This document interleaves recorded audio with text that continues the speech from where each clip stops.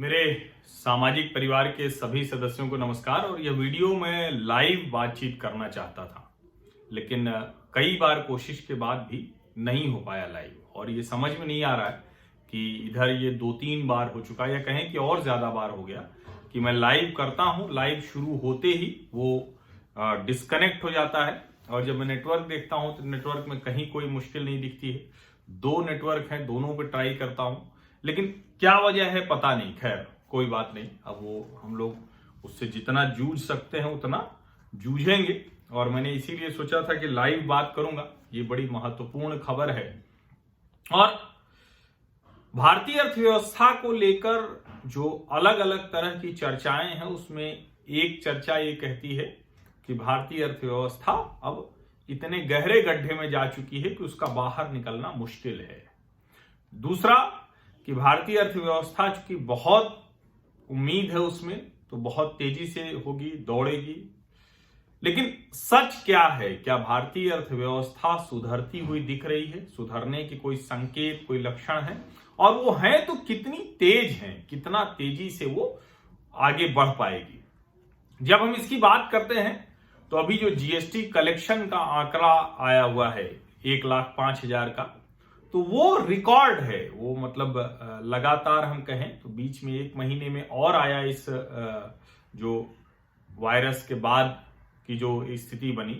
लेकिन 1,05,000 ये जो जीएसटी का आंकड़ा आया है, इसने एक तरह से कहें कि वो उम्मीद जगा दी है कि भारतीय अर्थव्यवस्था में बहुत तेजी में रफ्तार आ जाएगी, यानी अनुमान से भी ज्यादा तेजी में। लेकिन क्या सिर्फ एक आंकड़े की बुनियाद पर, एक आंकड़े की वजह से इतनी बड़ी अर्थव्यवस्था के लिए, इतनी मुश्किल में फंसी अर्थव्यवस्था के लिए एकदम से रुक गए उद्योग धंधों के पर इस तरह से बात की जा सकती है क्या? तो मेरा मानना है कि नहीं की जा सकती है। और इसके लिए बहुत आंकड़े, बहुत से संकेत, जो कुछ हो रहा है वो सब देखना होगा। अब एक महत्वपूर्ण बात ये समझने की है कि जो 1,05,000 करोड़ का आंकड़ा आया है जीएसटी का, जो अक्टूबर महीने का है, ये दरअसल सितंबर की बिक्री के आंकड़ों के आधार पर है। अभी जो अक्टूबर में बिक्री हुई है उसके आंकड़े जो नवंबर में आंकड़े आएंगे उसमें दिखेंगे। इसको आप स्पष्ट तौर पर समझिए कि जब नवंबर के आंकड़े आएंगे तब वो आगे दिखेंगे, क्योंकि जब अभी जो ये आंकड़े आए हैं, ये जो जीएसटी कलेक्शन का आंकड़ा है, ये सितंबर की बिक्री के आधार पर है 1,05,000 करोड़। अब जब हम इसको कहते हैं तो क्या देश में सचमुच जो आर्थिक गतिविधि का पहिया है वो तेजी से घूम गया है? तो हमारे एक सामाजिक परिवार के सदस्य हैं मंदसौर के गोपाल कृष्ण पंचारिया, उन्होंने मुझे एक छोटी सी जानकारी भेजी, आंकड़ा भेजा। ऐसी ही आंकड़ा जानकारी एक नवी मुंबई के जो इसी में काम करते हैं, जो ईवे बिल कटते हैं, पर्ची कटती है महाराष्ट्र में संग्रहण की, तो उन्होंने भी भेजा था। उन्होंने लगातार कई महीनों का बना के जून, जुलाई, अगस्त, सितंबर तक का भेजा हुआ था। उसके आधार पर मैंने बात की कितनी पर्चियां कट रही। जो मंदसौर से पंचारिया जी ने भेजा, उन्होंने कहा, उन्होंने एक तौल कांटे का आंकड़ा दिया कि वर्ष 2019 में मंदसौर के उस तौल कांटे ने 40,000 पर्चियां छपवाई थी, और इस वर्ष उन पर्चियों की संख्या हो गई है 80,000, यानी दोगुनी पर्चियां छपवाई हैं। अब एक जीएसटी कलेक्शन का 1,05,000 करोड़ का आंकड़ा, एक 40,000 से दोगुनी पर्चियां 2020 में 80,000 तौल कांटे की, क्या इतने भर से बात बनेगी क्या? अब तौल कांटे की पर्ची और जीएसटी कलेक्शन का आंकड़ा, अब इसके बीच की गतिविधियां क्या है, इसको हमें ध्यान से देखना पड़ेगा। अब जब हम वो गतिविधियां देखना शुरू करते हैं तो ईवे बिल, जो ट्रक चलती है, जो सामान लेके आते जाते हैं, तो उसमें एक जगह से दूसरी जगह जाने पर बार बार रोका न जाए तो ईवे बिल कटता है, और बड़ी आसानी से सुगम यातायात हो जाता है, खास करके जो कमोडिटीज लेके जा रहे हैं, जो प्रोडक्ट लेके जा रहे हैं, जो माल लेके जा रहे हैं कारोबार के लिहाज से। तो ऐसे लोगों का ईवे बिल कटता है, और 21% की ग्रोथ है, यानी 21% ज्यादा ई वे बिल कटे हैं। इनवॉइसेस की अगर बात करें, पर्चियों की बात करें, 21 लाख इनवॉइसेज पर डे, प्रतिदिन 21 लाख पर्चियां ई वे बिल वाली कट रही हैं। यानी कहीं एक जगह से किसी दूसरी जगह सामान ले जाया जा रहा है। जब हम इन आंकड़ों की बात करते हैं तो आखिर कौन सा सामान जा रहा होगा, कौन सी चीजें जा रही हैं। तो आप रास्ते में चलते हुए कई बार देखते होंगे कि ट्रक पे कारें लदी हुई हैं, मोटरसाइकिल लदी हुई है, स्कूटर लदी हुई है, चली जा रही है एक जगह से दूसरी जगह। मारुति ने 18% ज्यादा 1,60,000 कारें बेची हैं। टाटा ने 79% ज्यादा 79%। किया ने 64%, हालांकि किया का वॉल्यूम बहुत कम है लेकिन फिर भी 64%। ह्युंडई की बात करें तो अब तक की रिकॉर्ड कारों की बिक्री उसने की है 56,605। अब अगर कारों की बिक्री हो रही है तो मोटरसाइकिल का क्या हो रहा है। हीरो मोटो ने 8 लाख स्कूटर मोटरसाइकिल बेची है। 1983 में ये कंपनी शुरू हुई, तब से सबसे बड़ी बिक्री है ये 8 लाख। और एक कंपनी और हमारा बजाज हम लोग बहुत अपने एकदम भारत के साथ उसको जोड़ के देखते हैं। वो स्कूटर, वो पतंग उड़ा, वो बहुत प्यारा विज्ञापन था हमारा बजाज। तो लेकिन वो हमारा बजाज वाले राहुल बजाज और राजीव बजाज वो सरकार की आलोचना में तथ्यों आंकड़ों के साथ भी छेड़खानी करने लगे हैं। वो लगातार उन्होंने कहा कि नहीं बहुत खराब स्थिति है, कोई बिक्री नहीं है, कोई आंकड़े नहीं है। तो अब चलिए दूसरी कंपनियों के आंकड़े तो छोड़ दें, खुद बजाज की जो टू व्हीलर सेल्स है highest ever total sales exports, ये जो पूरा हुआ है 18% की ग्रोथ बजाज को भी है, बजाज ऑटो को भी है। और जाहिर है कि ये इवन है, ये कोई ऐसा नहीं कि एक किसी कंपनी, एक क्रॉस द कंपनीज है, एक क्रॉस द ऑटो सेक्टर है। टीवीएस की सेल्स 22% ज्यादा हो गई, बिक्री उनकी 22% बढ़ गई है। 3,95,000 यूनिट उन्होंने बेची अक्टूबर 2020 में। अक्टूबर 2019 में वो 3,23,000 यूनिट थी।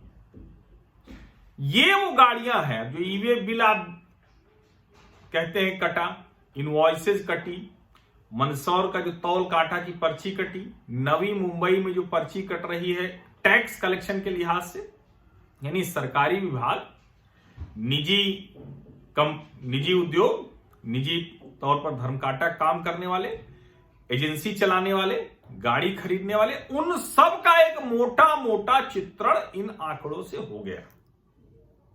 और ये आंकड़े ये बताते हैं कि हम जितना सोच रहे थे उससे ज्यादा बेहतर स्थिति में देश की अर्थव्यवस्था दौड़ने को तैयार है। अब जब हम ये सब कह रहे हैं कि जीएसटी कलेक्शन, तो इसका दूसरा पहलू ये है कि जो लोग इनकम टैक्स भरते हैं, जीएसटी भरते हैं, वो रिफंड भी चाहते हैं। तो करीब करीब 2 लाख का कुल रिफंड है, जिसमें इनकम टैक्स रिफंड है 1,27,000 और 40,000 करोड़ का जीएसटी रिफंड है, ये भी रिफंड है। और ओवरऑल अगर कहें तो बहुत क्लियर कट दिख रहा है कि रिकवरी से आगे, यानी रिकवरी तो हो ही गई है, ग्रोथ की तरफ जा रहे हैं। और जब मैं बिजनेस चैनल टीवी 18 की एक रिपोर्ट देख रहा था तो 133 कंपनियों की उन्होंने परफॉर्मेंस देखी। BSE 500 की जो कंपनियां हैं उसमें जो अर्ली इंडिकेशन उनको दिख रहे हैं कि क्या हो सकता है, तो quarter on quarter QOQ growth, यानी एक तिमाही से दूसरी तिमाही की 23% की ग्रोथ है। और जब हम कहते हैं कि प्रॉफिट बिफोर टैक्स क्या है, तो 73%, जो बहुत अच्छा माना जाता है। और वही वाई ऑन वाई हो जाता है, यानी पिछले वर्ष की तुलना में इस वर्ष, तो वो ग्रोथ आकर 2% पे रह जाती है। लेकिन अब इसमें ये कैच समझने की जरूरत है कि अगर पिछले वर्ष से 2% अप हो गए, इसका मतलब ये कि जिस स्थिति में हम गिरावट में 2019 में चले गए थे, उससे हम बेहतर निकल आए। जो 2020 में गिरावट गड्ढे में बदल गई थी, उससे हम बेहतर निकल आए और प्रॉफिट बिफोर टैक्स जो है वो 97% तक का है। जो अर्निंग आ रहे हैं ना, कंपनियों के नतीजे आते हैं ना, तिमाही, छमाही, फिर सालाना, ज्यादातर कंपनियों के नतीजे बहुत अच्छे आए हैं। अब इसमें कुछ मुश्किलें भी हैं। एमएसएमई जो कंपनियां हैं उनका डेफिनेशन बदल दी गई थी, 100 करोड़ से बढ़ाकर पहले 100 करोड़, फिर 100 करोड़ से 250 करोड़ कर दिया। लेकिन जो लोन डिसबर्समेंट है वो अभी पूरा नहीं हो पाया, क्योंकि अब लोन डिसबर्समेंट होगा और अब आपको तेजी से करना पड़ेगा। जब कंपनी चल ही नहीं रही थी, मजदूर वहां था ही नहीं, माल बनना ही नहीं था, कहीं जाना ही नहीं था, तो कौन लोन लेता? पहले से वो फंसा बैठा हुआ है।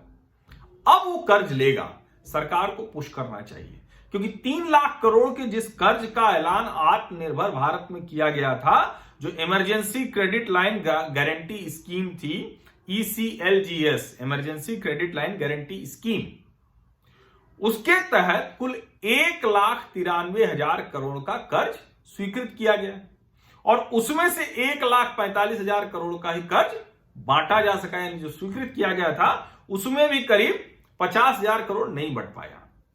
अब जरा आंकड़े में देखें, 3 लाख करोड़ का कर्ज बंटना था, उसमें से 1.5 लाख करोड़ से ज्यादा का कर्ज बंटा ही नहीं।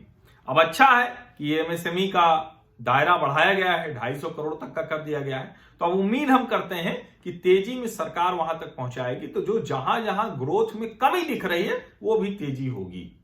क्योंकि अब अगर हम कहते हैं कि जो हवा में उड़ने वाले लोग हैं, हवाई यात्री, वो धीरे धीरे करके प्री कोविड के 45% तक आ गए हैं, तो ये 45% और कहां दिखेगा? ये दिखेगा एटीएफ की सेल में, यानी एविएशन टरबाइन फ्यूल। अब जब हम उसकी तरफ जाते हैं तो मंथ ऑन मंथ अगर देखते हैं तो 13% की ग्रोथ है, यानी सितंबर से अक्टूबर में 13% ज्यादा एटीएफ बिका, यानी हवाई जहाज ज्यादा चल रहे हैं, ज्यादा उड़ानें हो रही, ज्यादा लोग आ जा रहे हैं वो face cover, face shield wield लगा के। लेकिन जब हम कह देंगे अच्छा पिछले वर्ष अक्टूबर से बताओ, तो ये ग्रोथ आधी रह जाती है। यानी पिछले वर्ष अक्टूबर में 1 लाख यात्री जा रहे थे हवा से उड़कर, तो अब हवाई यात्री रह गए 50,000। लेकिन जो एकदम शून्य हो गया था फिर वो धीरे धीरे करके बढ़ रहा है, तो ये एक अच्छी स्थिति है। एटीएफ की सेल्स इस तरफ इशारा कर रही है। अब देखिए, मैंने मंदसौर के तौल कांटे से नवी मुंबई के जो राज्य सरकार की रेवेन्यू की कलेक्शन की पर्ची वहां से, और अब मैं एक एक करके आपको बता रहा हूं तो आपको समझ में आएगा कि कैसे ग्रोथ ये आ रही है। एटीएफ में ये स्थिति है। लेकिन उसके अलावा LPG month on month growth है 7%, ईयर ऑन ईयर 3.8। इसको हटा देते हैं क्योंकि एलपीजी तो सबको चाहिए ही, खाना सबको बनेगा ही, प्रॉपर बन रहा है, इसका मतलब राशन उसी तरह से बन रहा है, उतना ही खपत हो रही है। डीजल और पेट्रोल, कारें बिक रही तो चल भी रही होंगी, और इस चाइनीज वायरस के समय में जो लोग सार्वजनिक परिवहन उपयोग करते थे, उनमें से भी लोगों को जिनकी स्थिति है वो चाह रहे हैं कि अपना खरीद लें, अपनी गाड़ी खरीद लें। तो डीजल की जो मंथ ऑन मंथ यानी पिछले महीने की तुलना में जो बढ़त है वो 27.5%, यानी 100 लीटर बिक रहा था तो 127.50 लीटर डीजल बिक रहा है। और ईयर ऑन ईयर कहें तो उसमें भी ग्रोथ है 6.6%। अब ये जाके लगता है कि ग्रोथ आ गई, क्योंकि मंथली ग्रोथ का कोई मतलब नहीं है। लेकिन अगर ईयर ऑन ईयर अक्टूबर 2019 में 100 लीटर था और अभी वो 106.6 लीटर हो गया है, तो इसका मतलब कि ग्रोथ आ गई। पेट्रोल में भी 4% की वाई ऑन वाई यानी वार्षिक और 8.5% की मासिक ग्रोथ है। और इसके अलावा अगर देखें तो बिजली की खपत अक्टूबर 2020 में 2019 अक्टूबर से 13.38% ज्यादा है।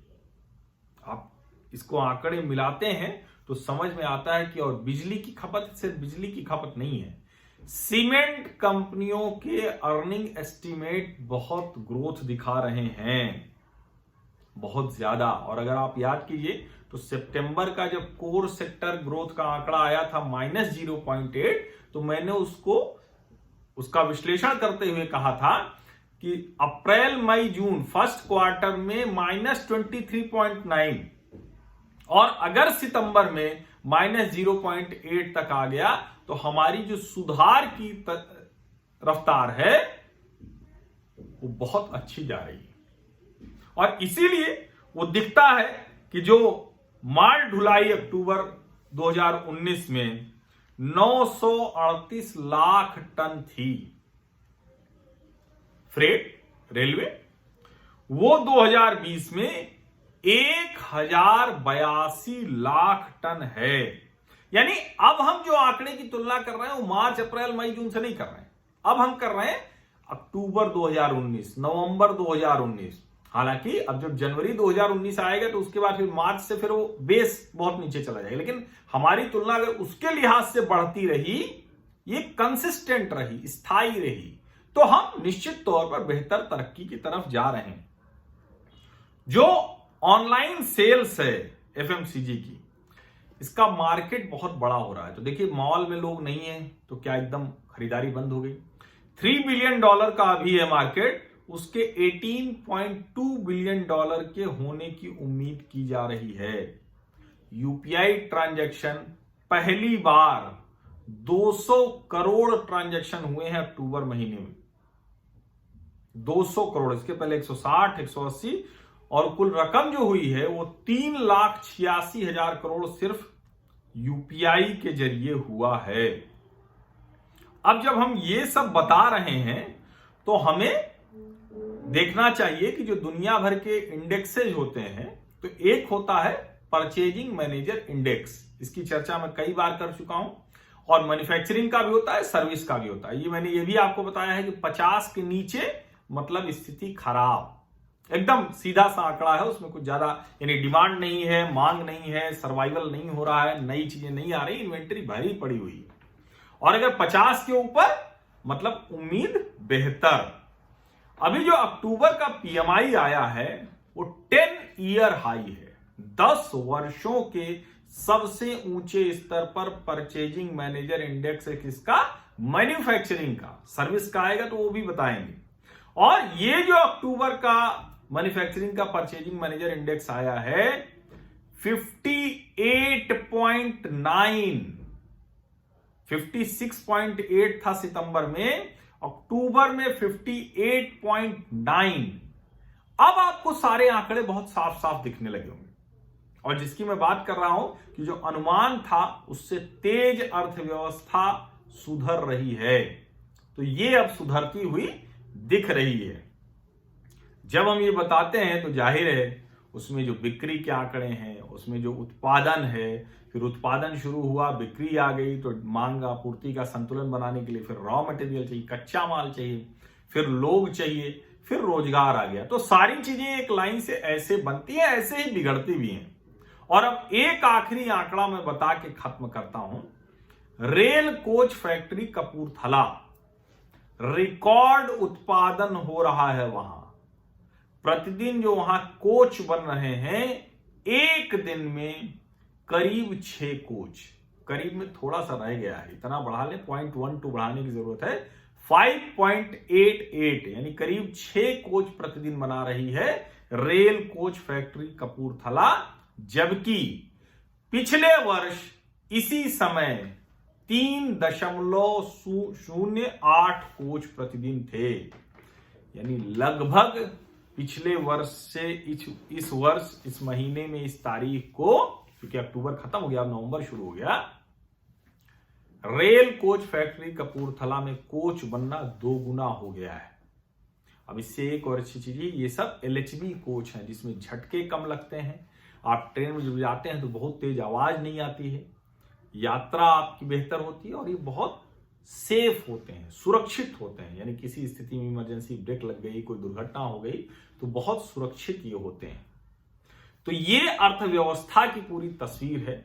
इसके बावजूद मैं ये नहीं कह रहा हूं कि कोई बहुत चमत्कार अभी हो जाएगा, अचानक आपको सारे आंकड़े अच्छे दिखने लगेंगे। बहुत सी मुश्किलें हैं, लेकिन ये आंकड़े बताते हैं कि भारत की अर्थव्यवस्था अनुमानों से बेहतर तरीके से, बेहतर रफ्तार से सुधर रही है। इसलिए मैंने आपसे कहा था कि सितंबर वाले आंकड़े में देखना चाहूंगा जो टोटल आएंगे। अभी जो अक्टूबर, नवंबर, दिसंबर होगा, इससे तय होगा कि हम कितनी तेज रफ्तार में अगले वित्तीय वर्ष में तरक्की कर रहे होंगे। तो आप भी जहां खड़े हैं, पूरी उम्मीद से, पूरी आशा के साथ, बेहतर एक साहस के साथ, आशावादी दृष्टिकोण के साथ काम में आगे लग जाइए। भारत में सब कुछ अच्छा हो रहा है और अच्छा होगा। बहुत बहुत धन्यवाद। और अगर आप अर्थव्यवस्था से जुड़ी हुई खबरें, उनके आंकड़े और तथ्य तर्क के साथ अपनी चीजें नहीं थोपने को, ऐसा विश्लेषण आपको चाहिए, आप पसंद करते हैं, तो मेरे इस YouTube चैनल को सब्सक्राइब कर लीजिए। दूसरे लोग जो अर्थव्यवस्था में, आर्थिक खबरों में उनका भरोसा है, वो चाहते हैं, सुनना चाहते हैं, उनको भी बताइए कि इस YouTube चैनल को सब्सक्राइब कर सकते हैं, नोटिफिकेशन वाली घंटी भी दबा सकते हैं। एक बात मैं जरूर कह दूं कि मैं कोई अर्थशास्त्री नहीं हूं। मैंने इलाहाबाद विश्वविद्यालय से अर्थशास्त्र में परास्नातक जरूर किया है, लेकिन मेरी जो समझ बनी वो उसके बाद बनी, पढ़ते लिखते कम बनी। जब काम करने लगे, पत्रकारिता करने लगे, आर्थिक खबरों को देखने लगे, तब ज्यादा बनी। लेकिन कुल मिलाकर इतना जरूर कह सकता हूं कि आप एकदम आसान भाषा में चीजों को समझाने की कोशिश करूंगा। मेरी वो भाषा नहीं होगी कि आपके एकदम माइक्रो इकोनॉमिक्स और कुछ अलग अलग तरीके के जो टर्मिनोलॉजी है जिसको यूज करके एकदम से लगता है कि बड़े विद्वान हो गए, तो वैसी बात मैं नहीं कर पाऊंगा। कर सकता हूं लेकिन वो करूंगा नहीं। मैं एक पत्रकार की तरह से, आर्थिक पत्रकार की तरह से, जो कुछ अर्थव्यवस्था में हो रहा है, अच्छा बुरा, और मेरी एक आदत है कि पॉजिटिव ज्यादा रहता हूं, सकारात्मक ज्यादा रहता हूं, तो उस तरफ थोड़ा सा मेरा झुकाव हमेशा रहता है, आगे भी रहेगा। बहुत बहुत धन्यवाद।